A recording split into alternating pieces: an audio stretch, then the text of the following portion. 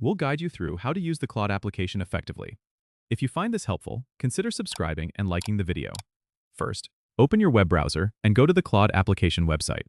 Once you're there, you'll need to log in with your credentials. If you don't have an account yet, you can easily sign up by providing your email and setting a secure password. After logging in, you'll be greeted by the main dashboard. Here, you can start a new project by clicking on the New Project button at the top right corner. Enter a name for your project and select the template that suits your needs. Claude offers a range of templates for different purposes, so choose one that best fits your project.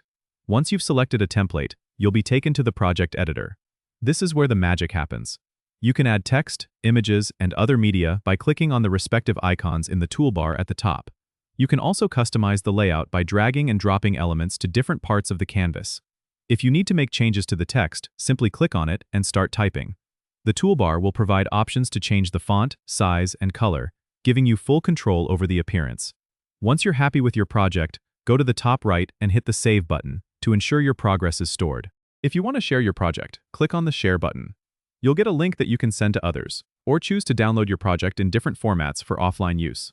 Claude makes collaboration easy too. You can invite others to view or edit your project by clicking on the Collaborate button. Enter their email addresses, and they'll receive an invitation to join your project. Remember, Claude's interface is intuitive, so don't hesitate to explore the different features available. With practice, you'll become more comfortable using it and maximizing its capabilities for your projects. Don't forget to subscribe and comment if this helped you out.